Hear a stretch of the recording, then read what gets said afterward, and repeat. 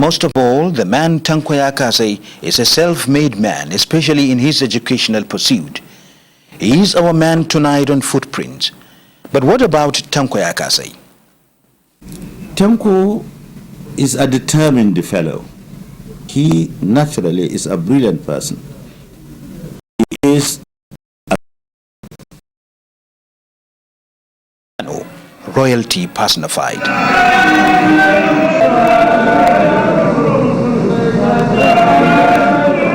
Those have always been the attractions of Kano to people from far and near. And if you behave yourself, you automatically become Bakano. Kano ta gaji ta yi maraba da baki daga ko ina suke, daga Africa har ma a ce daga duniya. Ta nan Kano has been known for years for its hospitality in acceptance of people from all walks of life and from all over the world, particularly from Africa. And because of that, Kano developed, became economically viable, because people who comes from all parts of the world regard Kano as their homes. That is how the people of Kano grew, and that is what they know to be so hospitable and accepts people from wherever they come. That was the scenario in Kano in late 19th century when young Malam Abubakar Tanko Yakassi's father came to Kano as a teenager in search of greener pasture. My father was a Jukun man. My father came to Kano and then settled in Yakassi, which was founded by his forefathers. But Yakassi is the settlement of the Jukuns when they conquered Kano. The meaning of Yakassi in Jukun language is that we are coming back. My mother is a Fulani, or was a Fulani. But both of them came from old Adamawa province. But now, history has divided them. My mother's place of origin is now in Taraba, which is Lao. And my father's place of origin is Ganye, where Atiku came from, the vice president. So, but they all came to Kano, not as husband and wife. They met themselves here in Kano and got married. And eventually they got me, among others. Tanko Yakassi is my name, Tanko, coming after two senior sisters, and Yakassi is the name of the area where I come from. There are 7 original households in this original Kororofa settlement in Kano, the Yakassi quarters of Kano. And here, where I stand and with Alhaji Tanko Yakassi, is one of the 7 households of the Jukuns people who came to Kano. This is the house of late Alhaji Abubakar, the father of Alhaji Tanko Yakassi.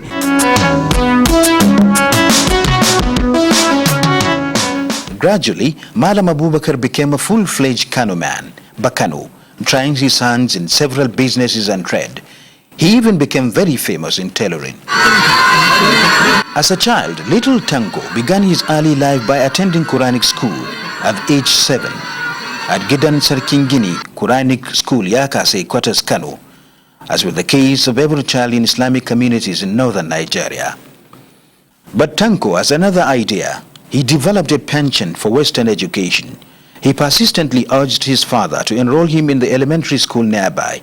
He was enrolled, but it was short-lived, for shortly after, his father relocated to Hardawa in present Bauchi State on his tailoring work and other trading activities. Subsequently, little Tanko joined his father in Hardawa in 1937. But over there too, he could not get what he wanted, to be enrolled in elementary school. His father instead took him to Malam Musa Dankore Quranic School at Zangaya boarding school system located here in today's Hardawa. You are often being described as a self-made man. Yes. In Western education. Yes. But all the while you've been telling me about your pursuit, educational pursuit in the Islamic way of life.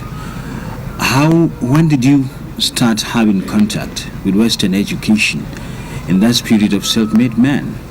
When I was taken to Hardawa to a boarding Quran school, there was a missionary clinic near a site where we used to go for studies. I used to sneak away from my hut at Kiskadi to go to the missionaries clinic, where apart from treating people, they were teaching children how to read and write in Western alphabets. So it was there that I started to learn A, B, C, D formally. So by the time I came back to Kano after 2 years, in 1939, I was able to begin to write some words on my own. I already completed the knowledge of ABC up to that, and also started to join characters to form words on my own. Not long after, my father returned to resettle in Kano. And when he came back to Kano, he was given contract for making uniform to pupils in Kano Middle School. I was among those who were making the uniform for the school children in Kano Middle School. At that time, the Second World War was going on, and radio broadcast about the reports on the war was being beamed to, I believe, all parts of northern Nigeria. And there was a house of broadcast, and listening centers were opened through rediffusion boxes, where one was located in Shahuchi Elementary School, which was in our neighborhood. So we used to go to Shahuchi Elementary School to listen to the story about the war. Then I discovered that evening classes were being run in the school. And myself and a number of other listeners decided to request that they should be enlisted. We formally approached the school authorities to allow us to enroll us into the evening classes.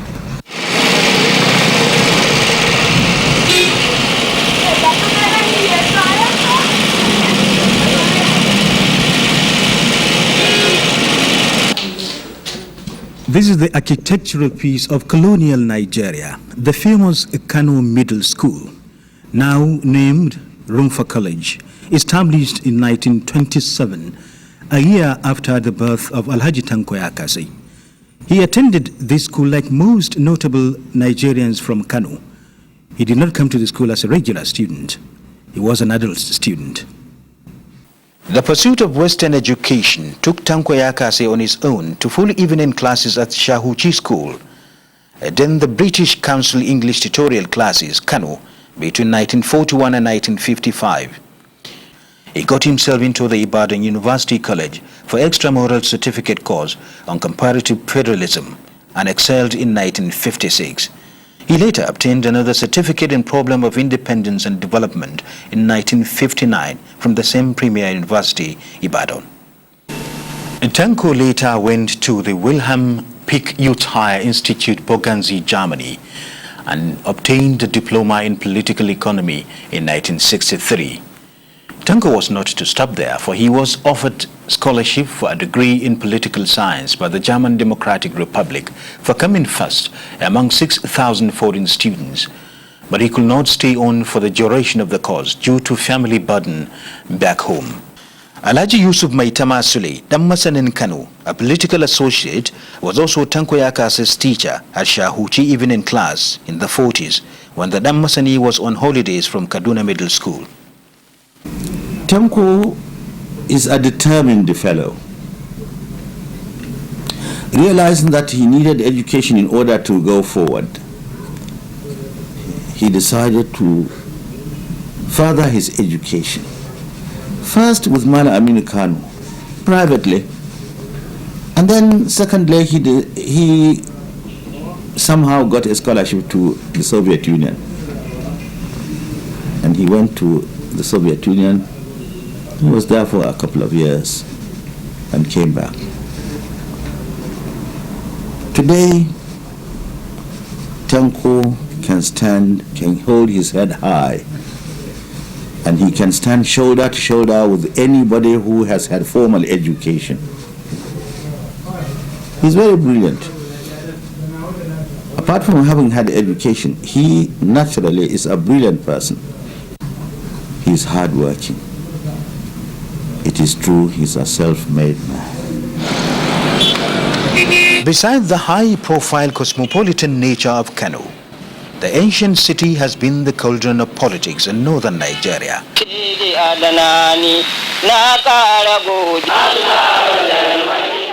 While we of the Nepu will say we are party of tomorrow. We believe in tomorrow. We believe in the young children of today.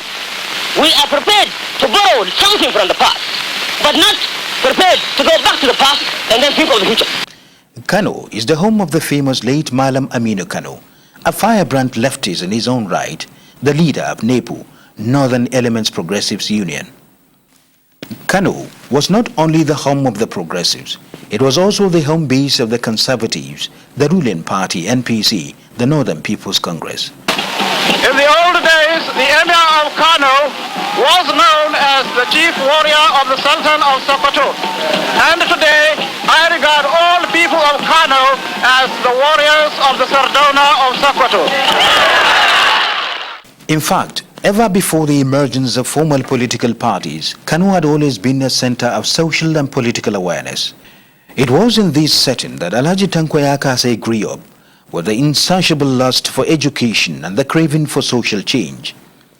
He did not pitch his tent with any group from the beginning, but with the progressives who attracted the hidden leftist tendency in him. There was practice of oppressive tendencies by those in authority at that time against the poor and the common man.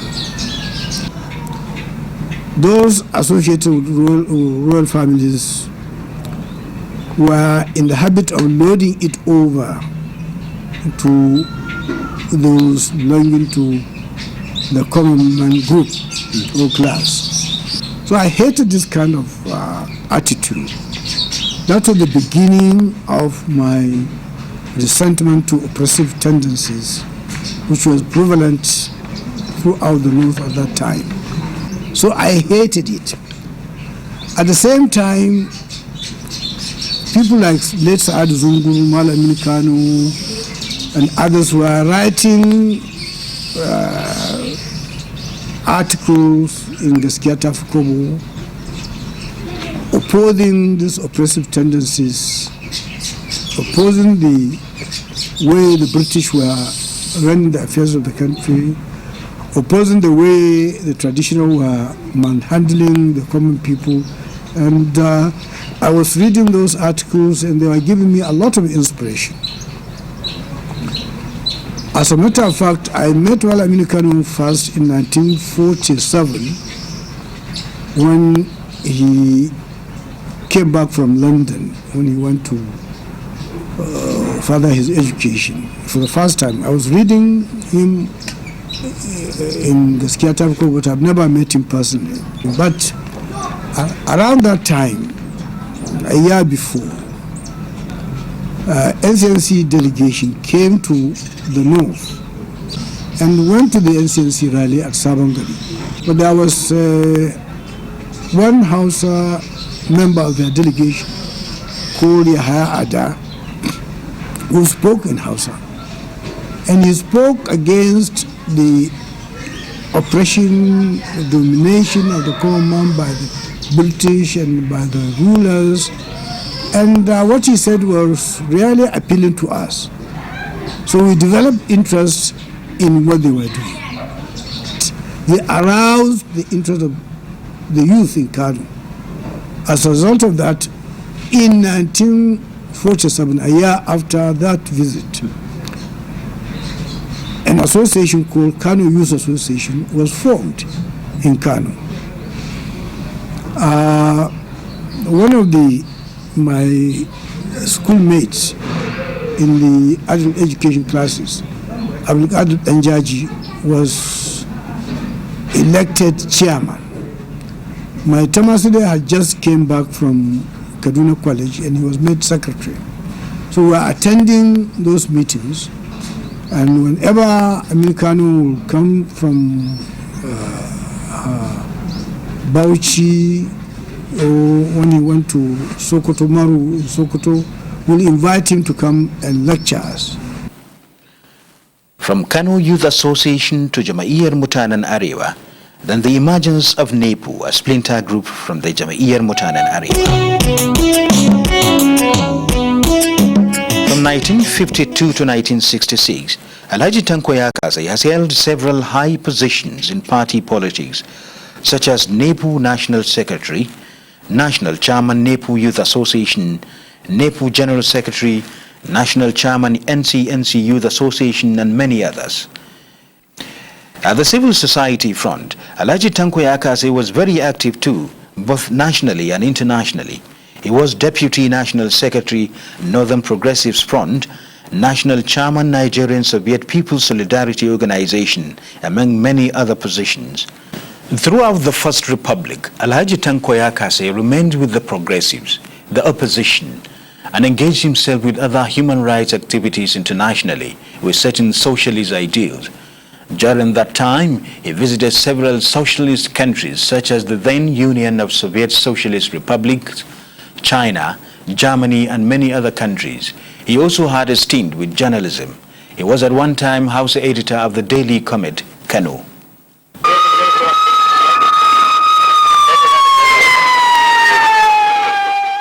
Following the first military coup of 1966, political activities came to a stop, but Tanko Yakassi kept himself busy with his human rights activities until when the Kano State Military Administration of Police Commissioner Audubago called for his service to join the state cabinet.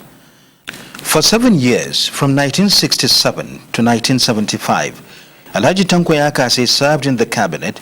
He served at different times Commissioner for Information, Forestry, Community Development and Cooperatives, and Finance. We are the pioneer commissioners in Kano State.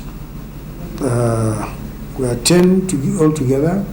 He appointed 10 of us, and then he was told that the state government cannot function as an autonomous authority until the 1st of April in 1968. So for almost 10 months, we were there without any responsibility as such. But that became a blessing in disguise. So we took time to sit down and work out a blueprint for our respective ministries.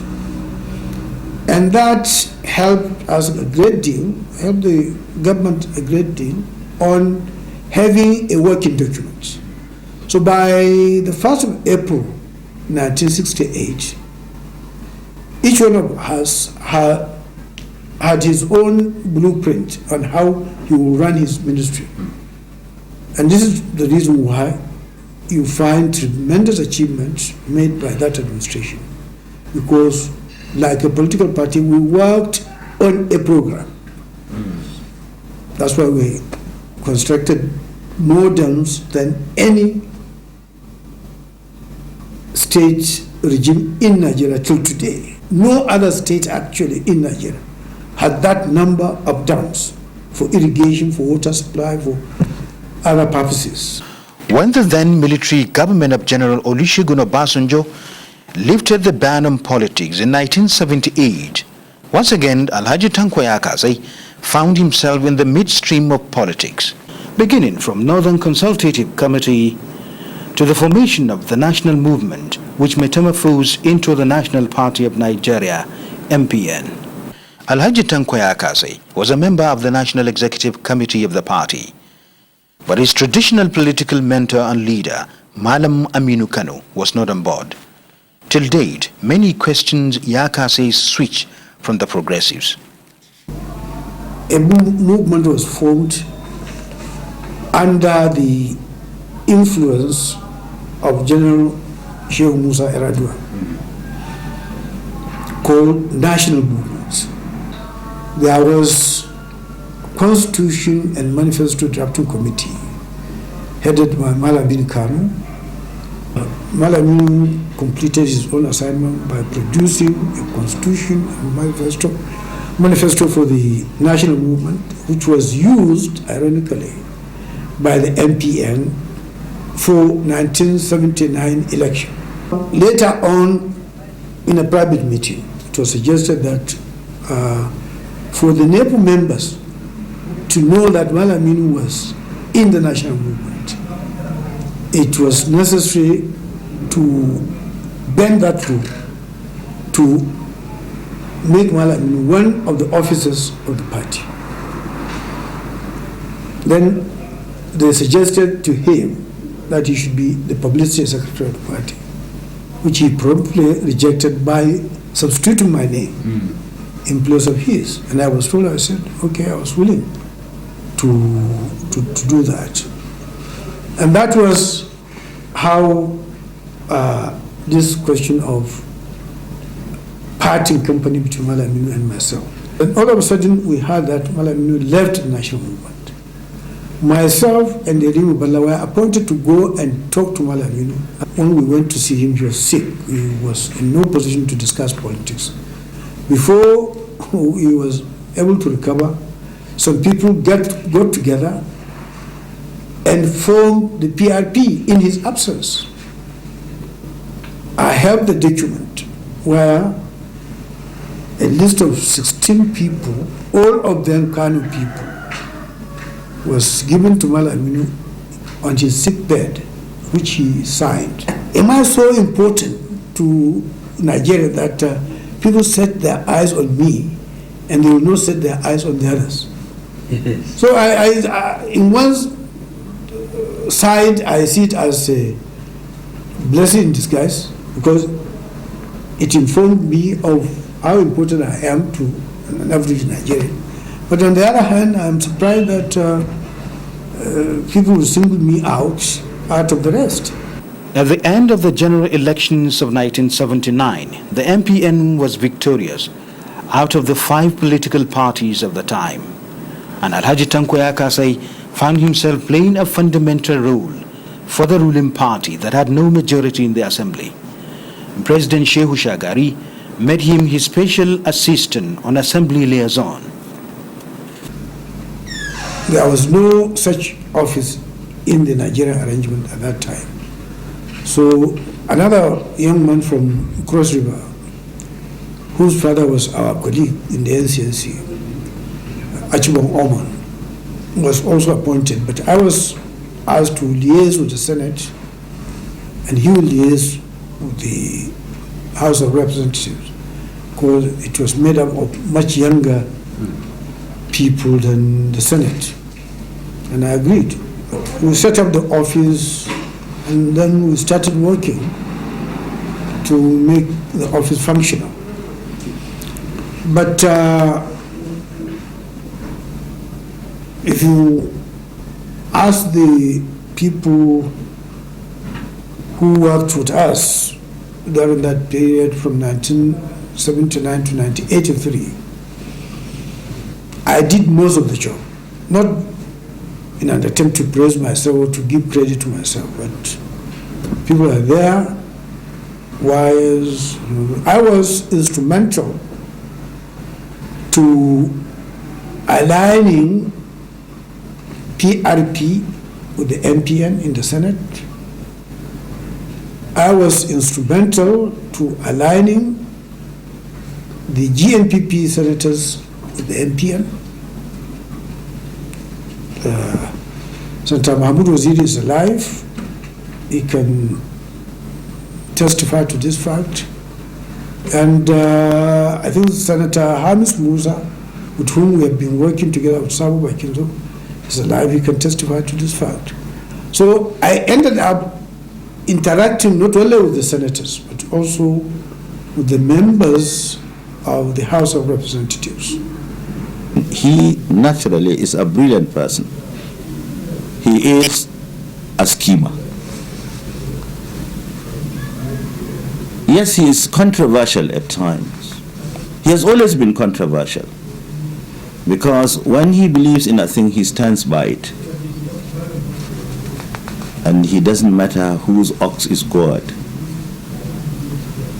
And that is why Tanko has always been known to be very controversial. But he is brilliant. He is hardworking. Tanko Yakassi, the politician, is a man that gives selfless service. But he can spend hours and days in meetings, political meetings. I remember one of the virtues I learned from him, and the late Ali Makaman Bida, was that when you go to a meeting, you should forget you got to go home until whatever issues you have are trashed out and resolved. So, and there are very, very few people that have this kind of capacity to deal with issues or problems. Apart from capacity, the patience, the endurance. Alhaji Tanko Yakassi is a great man. He's a self-made man. He has gone through life in politics, in business, and in many other fields, and seemed to have succeeded in every field that he has been involved in. Alhaji Tanko had played a courageous role, a determined role in the nationalist struggle of those days. He suffered a lot of deprivation, a lot of imprisonment, a lot of sufferings and inconveniences, but he endured and stuck to his guns until today, when he is a recognized, astute politician that he is. Tanko is is highly intelligent man and very brilliant in the sense that he never got himself stuck to a situation whereby he refused to accept changes. A lot of his contemporaries have fallen by the wayside simply because they were unable to really imbibe the changes that were happening around. He joined the forces in the south. He has been in NEPU. He has been in all sorts of political parties or associations that tend to move with times. Right up to now, Tanko is never short of ideas that are remarkable and easily acceptable to old and young. At the end of the Second Republic, Alhaji Tanko Yakassi returned to Kano and subsequently retired from active politics. Retired but not tired, for as a repository of political knowledge about the country and the workings of democratic governance, Tanko has continued to be a reference point, a kind of advisor to successive governments, individuals and associations. He participated at the 1994-95 Constitutional Conference of the Abacha administration. In to date, I was offering advice to majority of governments in power, and in most cases at their instance. The only regimes that I did not advise directly or indirectly was Buhari's and Murtala and Shonikan. Of course, Iransi didn't form a government. Like I said, in most cases, they invited me for one piece of advice or the other. During Abacha, I advised Abacha on the setting up of the Constitutional Conference. I took part in preparing for the formation of CNC during the Constitutional Conference, on the clear understanding between me and my colleagues that when the ban on political activities is lifted, I will not take active part in the party. When there were clamor for Abacha to continue, Abacha sent for me, and he told me that he was worried that people from the south, the Igbos, the Yorubas, the minorities, were trooping into Abuja to register their support for him. And he was not happy that this type of support was not forthcoming from his own constituency, the North. And he would like me to assist in getting some people who will show solidarity with him. At least he will get the support that he needed from the North. Otherwise, it will be abnormal for him to be supported only by the South. So I accepted to assist. So I organized a committee which was called Northern Patriotic Front. And the idea was to generate symbolic support from the North for Abacha. And we were in the process of doing that Abacha died. Today, Alhaji Tanko Yakassi has continued to be relevant in Nigeria's public life. His home at the Enkaba quarters in the ancient city of Kano is always a point of call for the young and old, politicians and public figures in the society, friends and associates, the rich and the poor alike, and from far and near, especially on a day like this, the wedding day of one of his beloved daughters, Fatima. And as a man of the people at all times, the day's activity does not keep him too preoccupied to attend to people who come for consultation or individual personal demands. Naturally, my coming it has dual purposes. Firstly, I came to rejoice with him and his family over this an important event. And then secondly, I came to pay homage like I used to. Alhaji Tanko Yakassi is a resourceful person. Come here like a pilgrimage. We come to learn. We come for advices, fatherly, political, and otherwise. He is one of those few people in Kano that is always willing to impart his knowledge and experience. He is never arrogant. He is always humble. He is a moving encyclopedia. Now, as a journalist, I always find him very rich in enlightening me about some aspects of Nigerian history that I find very, very useful. Tanko's sense of humility is impeccable. He gives everybody their due respect, old and young, the rich and the poor alike. Alhaji Tanko Yakassi does not only stay at home to receive the people. As a true man of the people, he goes to them to recall good old days with childhood friends, visits his roots in the old city of Kano and other areas, including his old Quranic schools both in Kano and in Hardawa in faraway Bauchi State, where he always feels at home. I am very proud of his achievements. I know he has struggled in life and he made it. You see, they were the people who started bringing politics here. You understand what I mean? So everybody around this locality is proud of Tanko Yakassi, and many of them do not know him. They only heard of his name.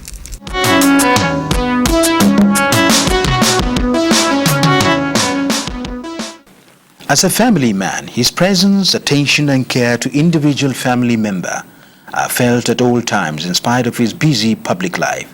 Hajja Mariam is the youngest of his 4 wives. She is married to him now for 23 years.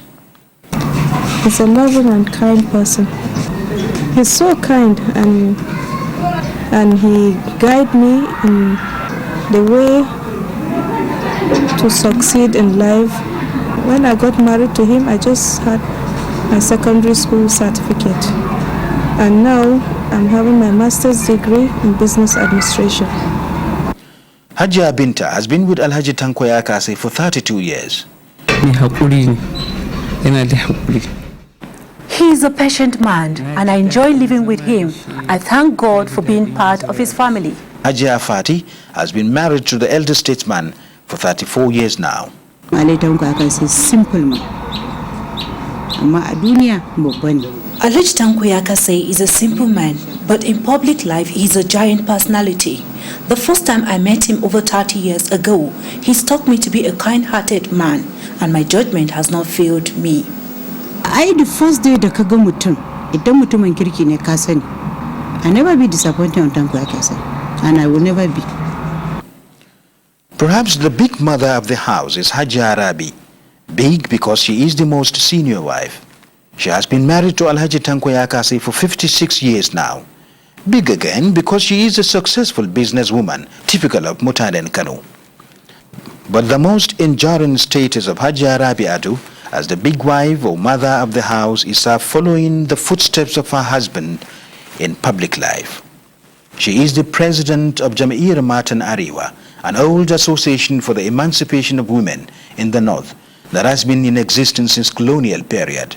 In spite of the change in times, the Jama'ir Matan Ariwa still exists and functions, creating awareness for women and bringing succor to their members.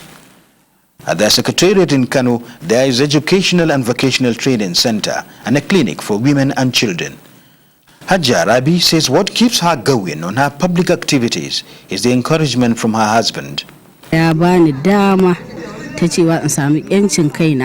He gives me all the freedom and guidance I need to pursue the cause I believe in to better the lots of women.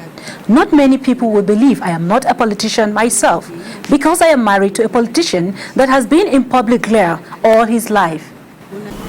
As we fondly called her Mama, she truly is a Mama. You will find her present at every meeting of the council she's invited to. And when there are points or areas of discontent in the house, then you will know that she is really a true detribalized Nigerian. She does not discriminate. You're a northerner or you're a southerner. She looks at the issues as they are. And whoever deserves to be petted or patted upon, she will do that willingly and wholeheartedly. On his part, Tanko relates well with them too. He has the secret for the peace in his family. Tolerance. You see, one day the Holy Prophet was sitting among his disciples. Then one of them asked him, what will be the legacy that you are going to leave for us and for people coming after us? Then he said, patience. Then another one said, then what next? And he said, patience. Another one said, what next? He said, patience. 3 times. So whoever embraced patience is bound to succeed. And women in particular, the secret behind living in peace with women is patience. Must be prepared to persevere, to be patient with them. they make you annoyed. But if you realize that they did it to people greater than yourself, then you go back to your mind, search your conscience, and tolerate them. Certainly, Tanko Yakassi is leaving a great legacy for his children. Of the 21 of them living, those interviews speak with adoration for their father and what it takes to be a member of Tanko Yakassi's family. It is a Herculean task, obviously, to be a son of one of the most renowned politicians of today. I wouldn't say a burden, but it is sometimes expected of you to be above board. There are certain things that you have to overlook. You might find yourself in a situation whereby you will want to react, but because of where you're coming from and because of your background, you have to put into perspective all these things and let things go. If you go through my father's history, he has been an active political youth organizer, and this is my area of specialization. I've been into youth groups, mobilizing them, organizing them into so many youth programs, and Alhamdulillah, I have succeeded in life. I have taken after my father in that area. I learned so many things from him. Patience. My father is a very patient somebody. Tolerance. He tolerates everything, anything, anywhere, anyhow. He brought us up. In fact, it wasn't long ago that I happened to know that my mother was my mother, because I stayed with my stepmom, and I didn't even know. Up to now, I don't have a feeling that she's not my mother. And my brothers, I don't have feeling that they're like half brothers or half sisters. We have grown up, even when we were kids, to learn to respect even the security guards in the house. Because when we were small, I could remember, if we are asked not to go out and we go out, the security guards have the right to slap us or beat us. And if you dare raise a finger or a voice against those guards and they report you to my dad, you will be penalized. So you realize that everything you want to do, there is somebody who will tell you that it's wrong. And also when you have passed so well in school, the only thing you look forward to is a handshake from my dad. And we've grown up everybody to look forward to a handshake. The youngest of them, Fatima, on her wedding day prepares to leave for her matrimonial home with rather mixed feelings. I'm very happy and somehow sad because of mainly my dad, because I really care about him, because he's my everything. I do care about my mom, my relatives and all that, but mostly my dad. I'm really going to miss him.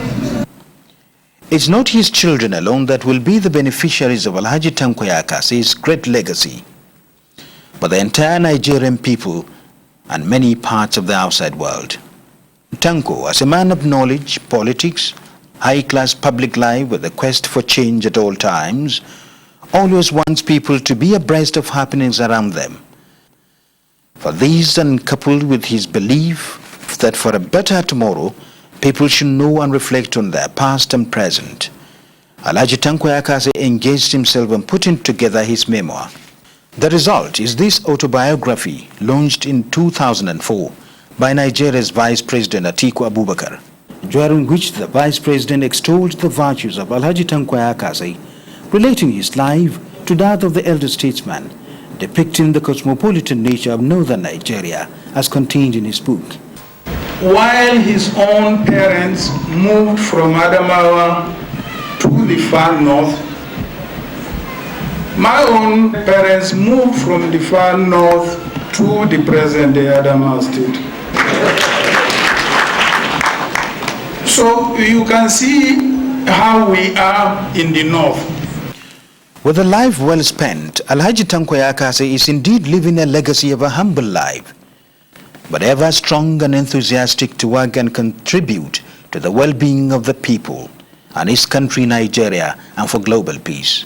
He always has a very clear mind, and he analyzes political events in the country very well and very accurately. The only one I think I can compare him with is the late S.G. Ikuku. At that period, those who are in politics, especially the type of politics in which Tanko has been, was always, in my view, positive, and they are in it to contribute what they perceive as best for Nigeria.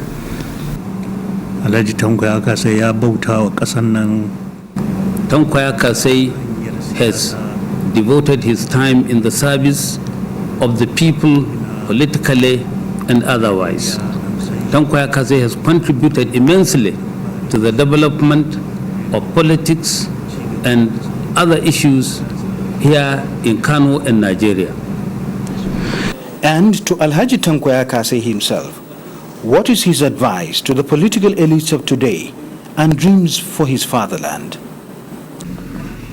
My advice to political elites is to put first and foremost the country first in their consideration, and also have an idea of what they think they can do to enhance the development of the country and well-being of its people.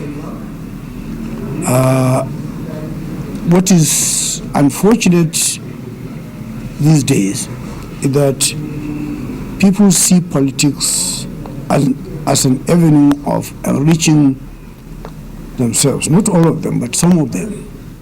And therefore they go into politics with the sole purpose of making money. I will advise political elites in Nigeria to go back to the root, to the origin of politics, and therefore put their minds on what they can do to improve the country and the lot of the people of the country. People get into power in a period of 6 months to 1 year. You see them putting up mansions and nobody cares about it. But they, apart from the political class, also the populace ought to begin to ask questions. You media people have a lot to contribute in this effort, because it is you who will highlight such misconduct and guide the populace to rise against such tendencies. I hope for this country unity,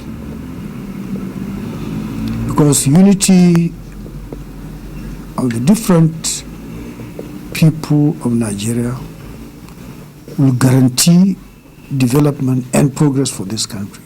At 79, Tanko Yakassi is ever strong, agile, and always mentally alert. What is the secret of his health?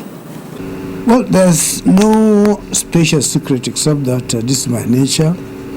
First, I think it has something to do with my family background, my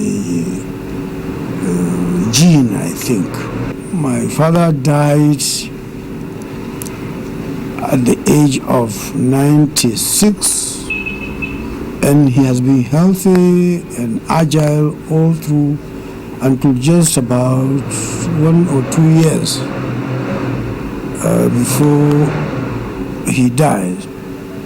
My mother lived for 87 years, and she died in this house, and she was active until just a week before she died. I think apart from that, I've been working hard on my own, because I grew up in a struggle to survive. I think that type of life also has helped, because if you are working hard the tendency is that you keep healthy. For that activities, or those activities that you are engaged in, are in themselves exercise.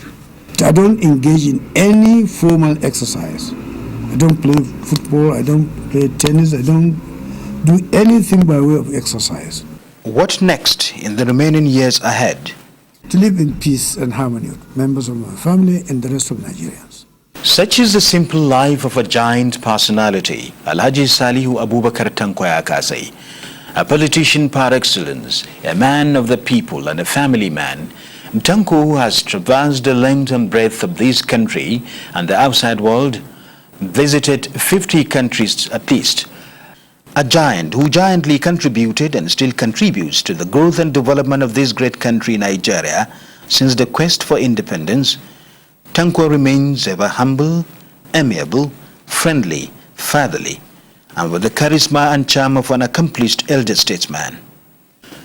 That has been Footprints for this week on the story of the elder statesman Alhaji Tanko Yakassi. Thank you for watching. Good night.